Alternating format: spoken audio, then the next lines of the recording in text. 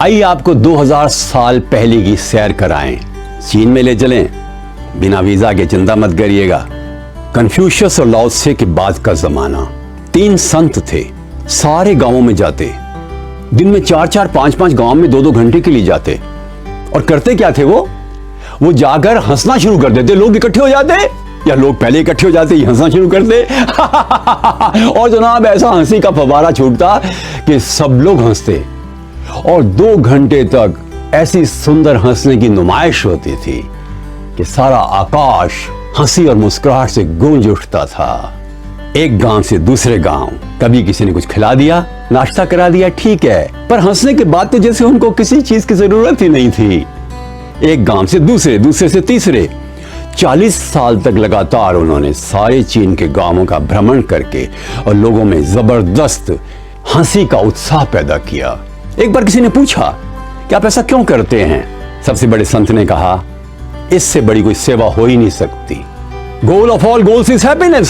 सारे लक्ष्यों का एक ही तो लक्ष्य है, आनंद, उत्फुल्लता, प्रफुल्लता, खुशी। और इसलिए हम यही करते हैं, यही प्रभु की सेवा है।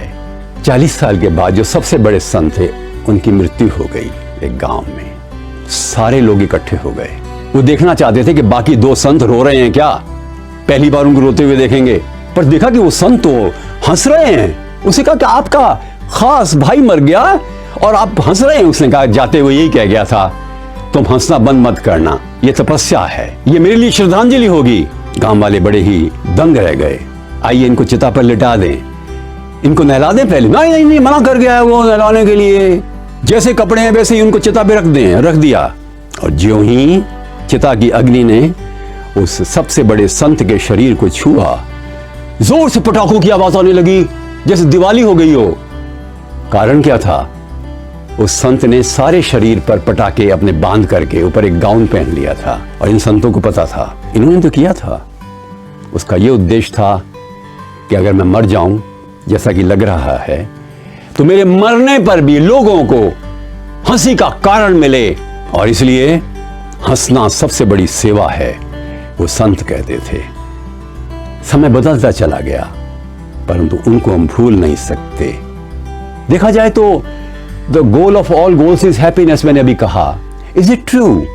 हम कोई भी चीज चाहते हैं, उसका परिणाम खुशी में चाहते हैं। गुड जॉब, खुशी।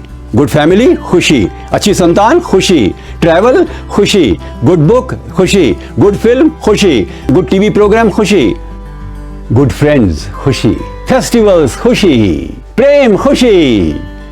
दोस्ती, खुशी। और इस तरह से हम खुशी को चाहते हैं। बाकी सब कुछ साधन है। और इसलिए विल ड्यूरान जिसी किताब है स्टोरी ऑफ फिलॉसफी, उसने कहा happiness is visor then wisdom.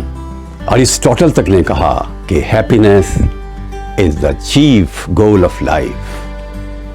अतः हमें आनंदपूर्ण जीवन व्यतीत करना चाहिए और कोशिश करनी चाहिए कि जिंदगी में इतना कुछ हमें मिला हुआ है, उसके बारे में प्रभु को धन्यवाद देते हुए मन में ऐसा स्पंदन पैदा करें, वैसे उल्लास की प्रक्रिया पैदा करें कि हम बिल्कुल आनंदित रहें। एंडोर्फिन्स क्रिएट होते हैं हंसने से और हम निश्चित रूप से स्वस्थ होते हैं। किंतु एक बात मैं निवेदन करना चाहता हूं, हंसना कर्तव्य भी है और अधिकार भी। Happiness is my birthright, it's a fundamental duty to not mention the constitution.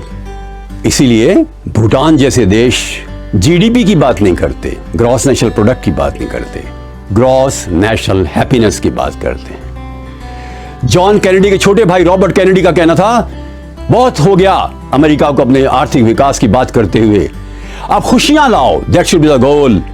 Britain के प्राइम मिनिस्टर कैमरून भी ये कहते थे कि होना चाहिए एक ऐसा पर्यावरण जिसमें हर इंसान खुश हो। वही सरकार खुश है जिसके लोग खुश हैं, उसका सम्मान है।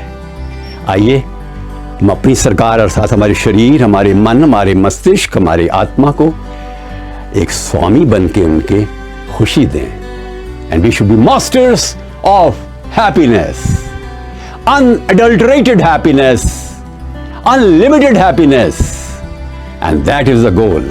नमस्कार।